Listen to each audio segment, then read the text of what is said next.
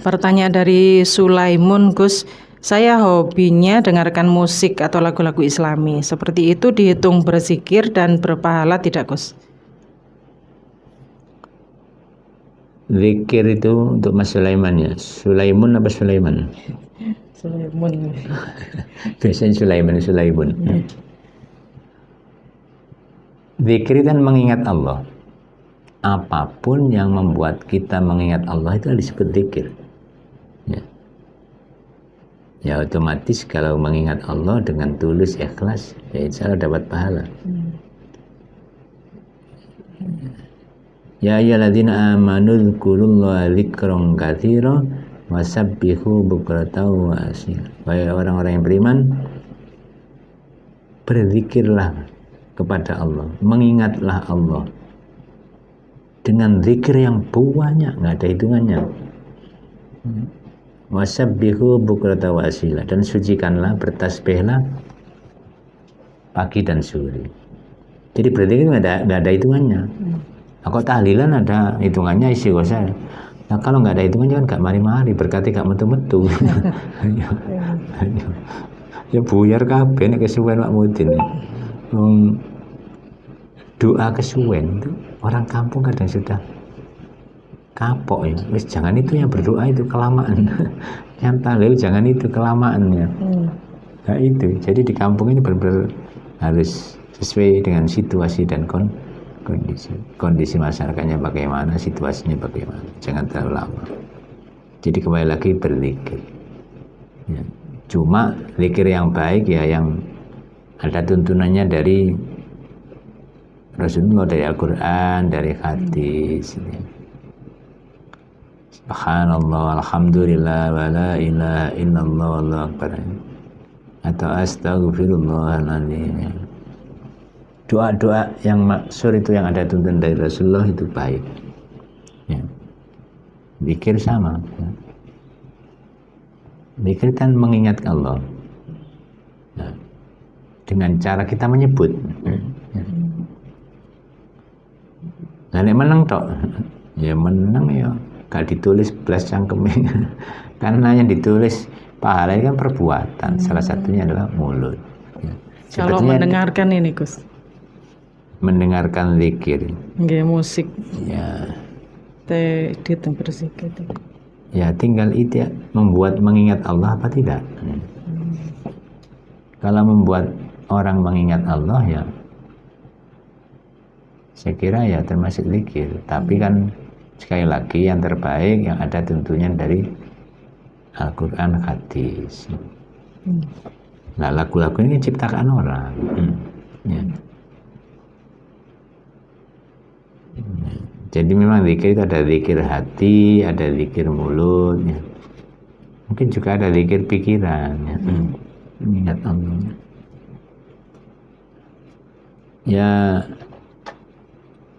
Semua makhluk Allah ini insya Allah bertasbih dan berzikir kepada Allah dengan cara masing-masing.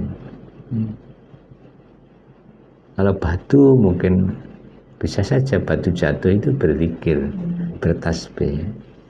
Bunga bergerak itu juga bisa bertasbih. Buktinya ada penelitian, ketika diadakan penelitian ya, gerakan pohon atau gerakan daun, bunga mekar itu setelah disalurkan ke komputer ya, dari gerakan mikroskopik ya, gerakan yang kecil ya, dirubah menjadi tulisan. Itu pernah ya diteliti dengan disambungkan ke komputer gerakan-gerakan mikroskopik ini. Ternyata dimonitor menjadi tulisan yang menyebutkan nama Allah. Itu berarti kan tumbuhan bertasbih dan berzikir kepada Allah dengan cara masing-masing, mengomingkup-mingkupnya. Nah itulah. Itu caranya masing-masing ya. Saya kira itu. Jadi yang baik tetap zikir yang ada tuntunannya dari Al-Quran, hadis.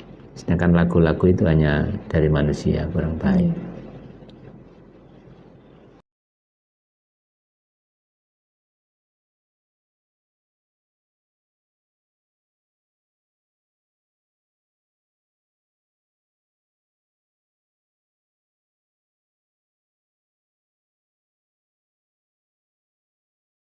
Wonten pertanyaan dari akun yang mengatasnamakan diri @user. Bagaimana hukumnya air yang kemasukan cicak hidup? Apakah masih bisa dipakai bersuci? Waalaikumsalam untuk yang bertanya sore ini ya, tentang hukumnya air yang kemasukan cicak hidup, apakah masih bisa dipakai bersuci? Kita jelaskan hukum hewan dulu ya. Hewan itu hewan yang hidup maksudnya. Yang najis hanya anjing dan babi atau peranakannya. Selain itu berarti kan suci. Kalau masih hidup, kalau mati bangkai. Selama cicak itu belum mati, berarti kan belum bangkai. Air yang kejadian cicak dan cicaknya hidup, ya tinggal kita buang aja cicaknya. Airnya masih tetap kita pakai untuk bersuci, asal tidak berubah, ya nggak apa-apa. Hukumnya tetap suci dan mensucikan kalau memang yang kejatuhan air. Nah kalau yang kejatuhan adalah wedang kopi, ya tinggal buang aja cicaknya. Wedang kopi ini masih bisa diminum, tapi hati-hati karena cicak ini mengandung zat yang membuat orang mual-mual ya. Ludah cicak, khawatirnya nyemplung terus dia meludah, maka bisa membuat mual-mual, bahkan mungkin juga bisa sakit perut ya. Ya. Maka hati-hati kalau cicak masuk ke makanan atau masuk ke minuman, takutnya ada ludah penikulin atau apa itu ya. Itu berbahaya untuk kesehatan kita. Kalau urusan airnya suci ya tetap suci, kecuali cicaknya mati bangkai.